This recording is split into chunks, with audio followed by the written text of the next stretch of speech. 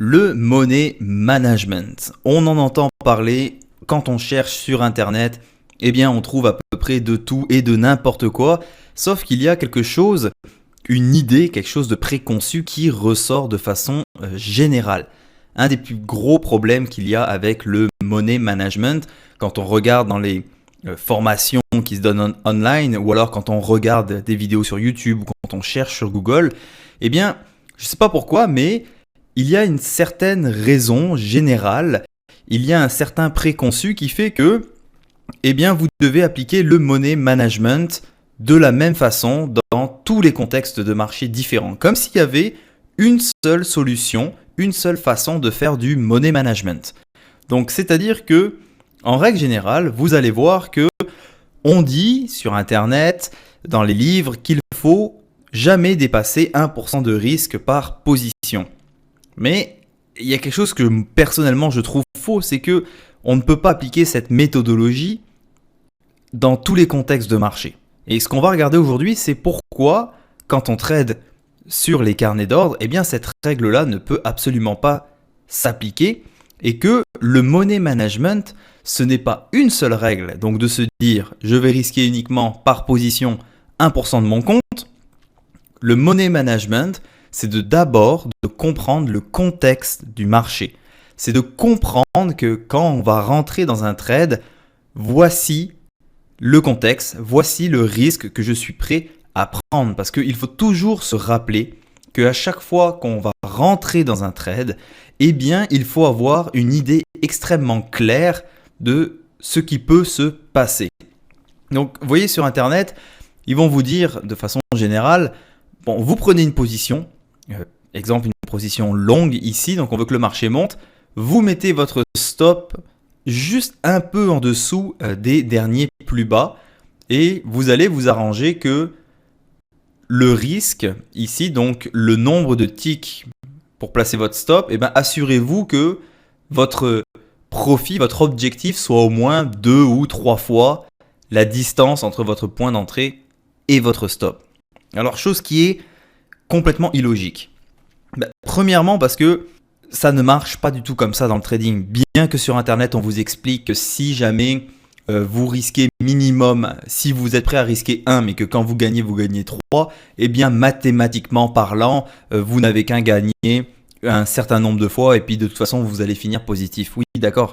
Il y a quelque chose de façon très honnête que je peux vous dire, c'est que si vous placez un stop à 10 ticks et que vous attendez que ce stop-là soit touché, je peux vous garantir qu'il va toujours être touché, votre stop à 10 ticks. Mais votre take profit que vous aurez mis à 20 ou 30 ticks, eh bien lui ne sera jamais touché. Donc, sur un point de vue mathématique, peut-être que oui, c'est réalisable sur une façon statistique, mais dans le marché, ça ne marche absolument pas comme ça. Donc, ce qu'on va regarder, c'est comment au carnet d'ordre, on va faire du money management. Donc, premièrement, le money management, ça va passer par le nombre de lots que vous allez trader dans le contexte du marché. Ça veut dire que si vous avez un compte à 3 ou 5 000 $, que vous êtes débutant, eh bien, vous allez commencer avec un lot. Fur et à mesure, quand vous allez être confortable, que vous allez bâtir votre confiance, vous allez après augmenter à 2 lots. Mais en aucun cas, vous allez passer directement à 5, 6, 10 lots. Donc ça, premièrement, c'est une des étapes du money management. On va voir un petit peu plus tard dans la vidéo justement comment augmenter la taille de ces positions. Alors, le money management dans le carnet d'ordre, eh bien, c'est de savoir pourquoi on rentre dans un trade et d'avance de délimiter son risque. Parce que si vous voulez uniquement prendre un trade et me dire si jamais je place un stop à temps, eh bien ça représentera 1% de mon compte. On s'entend que si vous tradez avec un compte de 3 ou 5 000 $ et que vous avez un contrat sur le ZN, eh bien votre 1% va être très facilement touché. Donc il ne faut pas voir la chose de cette façon-là. Parce que de toute façon, dans le carnet d'ordre, quand vous avez tort, eh bien il faut sortir absolument tout de suite. Donc dans ce cas-là, dans le contexte dans lequel on est, le marché a été quand même assez lent. Et donc j'ai décidé de prendre une position ici à 22,090, donc une position short, avec comme objectif me dire de potentiellement retourner dans la zone des plus bas, donc aller tester les bas du marché, et peut-être faire un breakout. Donc l'objectif, il est ici. Pourtant, là j'ai un stop, vous voyez qui est ici, mais ce stop-là, comme on a vu dans la vidéo d'avant, on va toujours placer un stop au cas où vous avez une déconnexion, au cas où votre ordinateur explose, bref, vous manquez d'électricité. Mais ce stop-là, en aucun cas, il doit être touché. L'objectif, c'est que même là, si vous avez un compte à 5000 $, eh bien regardez, si le marché se met à trader plus haut, donc si il se met à trader à 2200, eh bien là, je vais sortir de mon trade. Ça, c'est le money management. Mais c'est le pire scénario ici, à 2200. Si je vois que le niveau ici à 22,085 va casser, eh bien, quand je vois que les asks, s'ils arrivent quasiment à 0, je vais sortir tout de suite. Donc là, le money management, il est basé sur quoi ? Eh bien, premièrement, il est basé sur le fait que mon risque est extrêmement petit. Parce que ce qu'on a ici, donc à 22,095, c'est le bas du range ici. On a vu du momentum baissier, donc le marché s'en va à la baisse. Il vient de casser ici ce point de pression, donc si vous voulez, le bas qui va faire office de niveau protecteur. Eh bien, on l'a cassé, donc j'ai initié ma position. Donc vous voyez que au carnet d'ordre, c'est comprendre le contexte du marché, comprendre pourquoi on prend un trade et surtout voir ce qu'on est en train de faire. Parce que quand vous avez un graphique et que vous mettez un stop à tant de ticks et un take profit à tant de ticks, eh bien vous n'avez pas ces informations-là. C'est plus compter sur la chance et compter sur le hasard. Tandis que le carnet d'ordre, eh bien on va voir ce qui va se passer dans ce trade-là. Donc on casse les plus bas. Si ici on arrive à 0, eh bien je devrais sortir de mon trade. Ça, c'est du money management. Donc l'objectif est d'aller chercher ici les plus bas.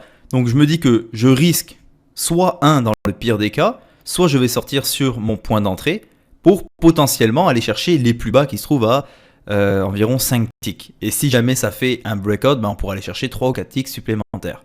Donc c'est comme ça qu'on va analyser et c'est comme ça qu'on va faire du money management. C'est vraiment voir ce qui se passe dans le marché et voir où est notre risque. Donc si vous rentrez dans un trade et que vous vous rendez compte que si vous rentrez dans ce trade-là, eh bien vous pouvez risquer 3 ou 4 ticks pour potentiellement uniquement aller en gagner 1 ou 2, eh bien sur un point de vue de money management, ne rentrez pas dans ce trade-là. Ça, c'est garanti. Et donc, vous voyez, le marché a finalement cassé. Là, j'ai mis mon stop sur mon point d'entrée. Donc, ça fait partie du money management. Ça veut dire que dans ce cas-là, maintenant, je ne risque absolument plus rien. Ça veut dire que si j'ai une déconnexion ou que le marché se retourne très violemment contre moi, eh bien, je serai sorti de mon trade, mais je n'aurai pas perdu d'argent. Donc, votre stop, vous allez le mettre à ce moment-là quand vous avez gagné quelques ticks dans le marché. Vous allez le mettre sur votre point d'entrée et vous sortez quand le marché finalement ne va pas aller plus bas.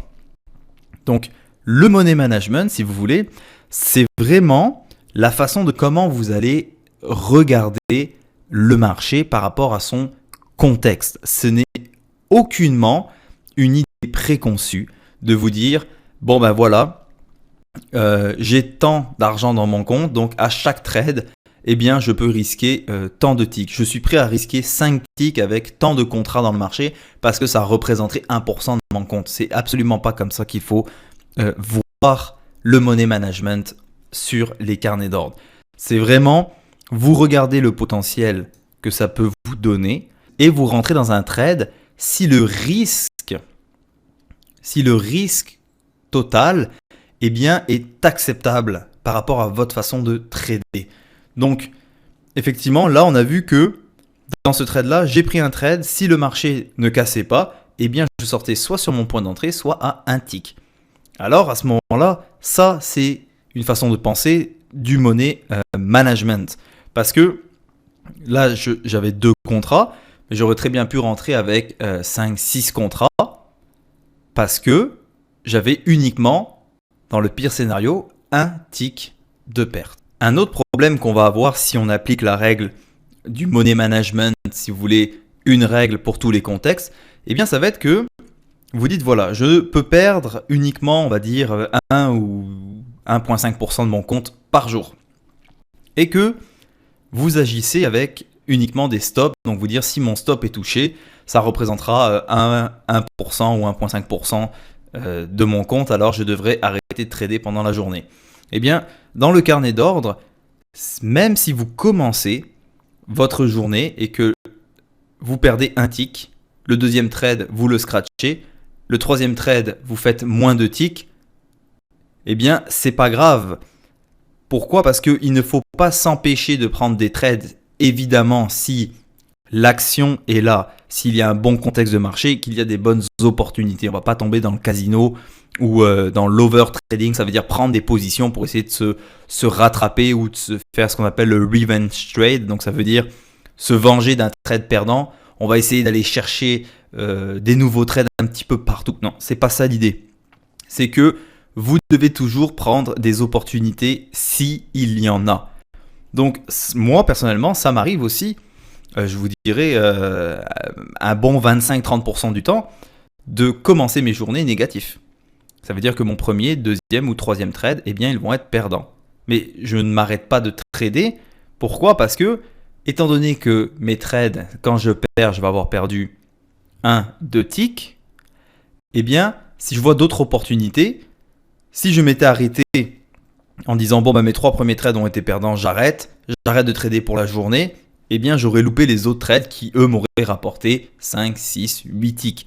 Donc si vous dites si je perds $200 aujourd'hui, j'arrête de trader et que vous attendez à chaque fois que par exemple dans vos 2 premiers trades, que votre stop soit touché, eh bien effectivement vous n'allez absolument pas évoluer en tant que trader.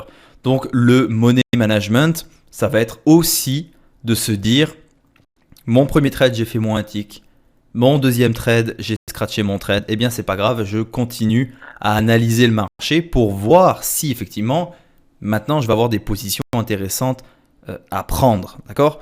Donc c'est bien important que vous compreniez cet aspect-là. Vous ne pouvez pas appliquer une seule règle pour votre trading, donc il faut analyser le contexte, il faut analyser la volatilité du marché. Et surtout, je m'excuse de le répéter, mais ne croyez absolument pas ce que vous voyez sur Internet, c'est-à-dire vous placez un stop, on va dire à 10 ticks et un take profit à 30 ticks, et même si vous gagnez juste une fois sur 3 ou sur 4, je ne sais même plus les statistiques là, vous allez sortir gagnant, ça n'arrive jamais. D'accord ? Donc faites bien attention à ceci. L'autre point aussi qu'on va regarder, ça va être comment on va augmenter la taille de ces positions, ajouter des nouveaux contrats. Alors, ce qu'il faut bien comprendre, c'est que vous ne devez jamais, mais au grand jamais, doubler ou tripler la taille de vos positions, donc le nombre de contrats que vous avez dans le marché, après avoir fait des bons trades. Donc ça veut dire que, bon, évidemment, au début, quand vous allez faire un contrat et que vous arrivez à ne plus perdre d'argent et à faire de l'argent sur une base constante, effectivement, là, vous pouvez doubler et passer à 2 contrats, d'accord ? Mais quand vous commencez à trader un peu plus gros, ne doublez pas ou ne triplez pas sous prétexte que ça fait 2 jours ou 3 jours ou même une semaine que vous avez gagné de l'argent. Donc, ce que je vous conseille, c'est d'augmenter de 25 à 35% la taille de vos positions. Si vraiment vous êtes confiant et que vous voulez aller un petit peu plus rapidement, ne dépassez pas les 50%. Donc ma recommandation pour progresser, vous commencez avec un contrat. Après vous faites 2 contrats, 3 contrats, 5, 7, 10, 13, 16, 20, 25 et 30 contrats. Et après, au-delà de 30 contrats, eh bien, vous pouvez rajouter 8 à 10 contrats à chaque fois. Alors, ce qu'il faut savoir, c'est que trader avec 30 contrats, eh bien, on s'entend que la valeur du tick à 30 contrats, elle est énorme, d'accord ? Donc, prenez vraiment le temps si vous voulez, d'apprendre à trader avec votre nouveau nombre de lots. Donc, au début, on bâtit sa confiance avec 1, 2, 3 contrats, 5 contrats, d'accord ? Mais le but, c'est pas de monter à 10 contrats ou de monter à 20 contrats un mois après avoir commencé en trading réel. D'accord? Vous devez vraiment apprendre à bâtir votre confiance et surtout à apprendre à trader comme un professionnel et pas comme un joueur de casino. Donc, si jamais vous avez des pertes, alors là, ça retombe dans le money management. Dans le trading, c'est normal d'avoir des pertes, d'accord? C'est normal d'avoir des journées où il y a des pertes. Mais ce n'est pas parce que, par exemple, vous êtes passé de 10 contrats, vous tradez normalement avec 10 contrats, vous venez d'augmenter à 10 contrats, et la journée, vous vous mettez à perdre, donc vous dites « Oh bon j'ai perdu, je vais revenir à 5 contrats, exemple ». Il ne faut pas voir la chose comme ceci. C'est normal d'avoir des journées perdantes. Et donc, vous auriez perdu exactement pareil si vous aviez 5 contrats, 7 contrats ou 10 contrats cette journée-là, d'accord? Donc, parce que si vous augmentez votre nombre de contrats, oui, effectivement, vos gains vont augmenter, mais vos pertes vont augmenter également. Donc, si, quand vous augmentez vos contrats et que vous avez une journée perdante et que du coup, ça vous fait peur et que vous réduisez votre nombre de contrats, eh bien, si vous passez de 10 à 5, ça vous prendra 2 fois plus de ticks uniquement pour revenir break-even, donc pour annuler votre perte, si on peut dire. Donc, ne soyez pas trop gourmand et surtout ne soyez pas trop rapide, d'accord? Les premiers mois que vous allez faire du trading, c'est pas pour faire de l'argent, d'accord? Vous n'allez pas vivre du trading. Le but n'est pas de se dire je vais vivre du trading d'ici 1 mois et demi, 2 mois. Je vais faire une semaine à 1 contrat, 2 contrats, et puis si ça se passe bien, lundi d'après, je commence à 10 contrats parce que je veux faire de l'argent. Non, faites les choses de façon intelligente. C'est le money management qui va vraiment déterminer un bon trader d'un mauvais trader. Et ce n'est pas non plus en disant je mets un stop à 5 et un take profit à 20 ticks. Ça non plus, ça ne marche pas, d'accord? Donc faites attention quand vous augmentez la taille de vos positions. Faites-le de façon intelligente et surtout faites-le d'une façon où est-ce que vous allez continuer d'être focusé sur le processus et non sur l'argent. Si votre compte est trop petit, que vous êtes sous-capitalisé ou alors que trader avec 10 contrats ou 15 contrats, eh bien, ça vous fait peur parce que quand vous avez un tick de perte contre vous, vous voyez un chiffre important et là, du coup, vous perdez vos moyens et vous oubliez de trader, vous oubliez de regarder le marché parce que vous êtes focusé sur la perte et que vous dites « Ouh là, j'ai perdu 2 ticks, je suis déjà à moins $300, ça va pas, machin ». Ne tradez pas avec 10 contrats à ce moment-là, d'accord? Il faut vraiment que vous soyez calme, bien avec vous et surtout que vous vous concentrez toujours sur le processus, d'accord? Donc, fur et à mesure, vous allez doucement augmenter le nombre de vos contrats. Donc, pour résumer, le money management, ça va être adapter le nombre de contrats par rapport au contexte du marché. Là, on a vu qu'on était dans un marché qui est quand même assez lent. Eh bien, dans un marché assez lent, vous pouvez augmenter la taille de vos positions. Mais dans un marché qui va être très volatile, donc quand vous voyez que le marché fait 1, 2, 3 ticks up, 3 ticks down, 1 tick tac tac, eh bien à ce moment-là, prenez un peu moins de contrats. D'accord? Donc le money management, c'est adapter le nombre de contrats par rapport au contexte et ne pas faire n'importe quoi quand on augmente la taille de ses positions.